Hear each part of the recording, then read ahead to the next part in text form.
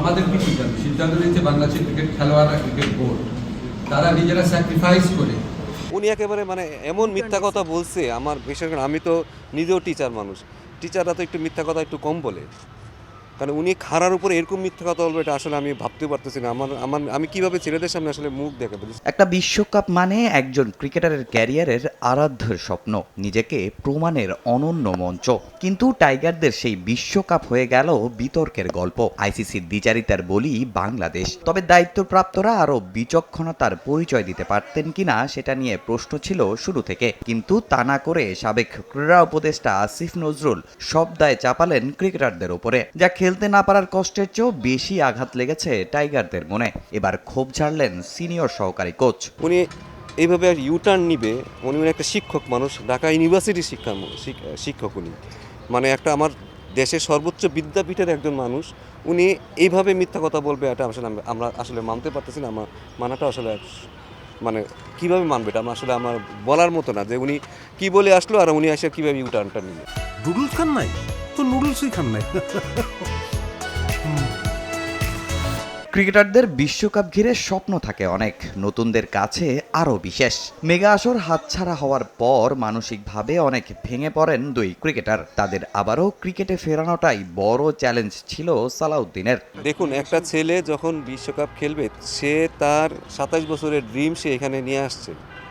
ড্রিমটা আপনি 1 সেকেন্ডে আপনি নষ্ট করে দিয়েছেন। যদি বলেন ক্ষতির কথা বলেন, শুধু পার্সোনাল ক্ষতির কথা আমি বলবো না, পার্সোনাল ক্ষতি, একটা ছেলে মানুষের ড্রিম আমি স্বপ্নটা শেষ করে দিয়েছি। আমি তো জানি আমার 2টা প্লেয়ার কোমাতে চলে গেছিলো, সে 5 দিন ধরে কোথায় বলে হারাই গেছিল। তারে যে আমরা ওই যে টুর্নামেন্টে মাঠে ফিরে আনতে পারছি, ওইটাই বেশি। আমার মনে হয় এটাই সবচেয়ে বড় সাকসেস কোচিংয়ে আমার জীবনে। দেশের সাথে আমিও অনেক কিছু স্যাক্রিফাইস করতে রাজি আছি, ছেলেরাও রাজি আছি। বাট আমি কি ছেলেটার উপরে হাতটা বুলাই দিছি, বাবা তোমরা খেলতে পারতেছো না, এই কারণে একটু সুন্দরভাবে কমিউনিকেশন করে আমার মনে হয় তাহলে কি অনেক কিছু মানা যায়। এবারের বিশ্বকাপে জিম্বাবুয়ের মতো দলও দেখাচ্ছে দারুণ চমক। ভারত শ্রীলঙ্কার উইকেটের আচরণও বেশ ভালো। এমন একটা বিশ্বকাপ মিস করে আক্ষেপে পড়ছেন ক্রিকেটাররা। অধিনায়ক হিসেবে প্রথম বিশ্বকাপ ছিল লিটনের। কলকাতা আর শ্রীলঙ্কাতে খেলা দেখার পরে মনে হলো যে উইকেটটা হয়তো আমাদের জন্য অনেক প্রিফারেবল ছিল, আমরা হয়তো এই উইকেটে ভালো করতে পারতাম। খেলার যেরকম মান যাচ্ছে সেই অনুযায়ী আমার কাছে মনে হচ্ছে যে এখানে আমাদের ভালো করার অনেক সুযোগ ছিল। আমি শুধু আপনাকে জাস্ট চিন্তা করে দেখি যে ওয়ার্ল্ড কাপ খেলবো আমরা তো 1 বছর আগের থেকেই আমরা স্বপ্ন দেখতেছি। আমি নয় কোচিং স্টাফ, আমি আর কোনো ফ্যাক্টর নেই, ঠিক আছে। বাট যেই প্লেয়ারটা, যেই ক্যাপ্টেনটা, যেই প্লেয়ারটা এতদিন ধরে 1 বছর ধরে, সেই কিন্তু ওয়ার্ল্ড কাপের জন্য প্রিপারেশন নিচ্ছে যে আজকে ওই স্টেজে আমি খেলবো।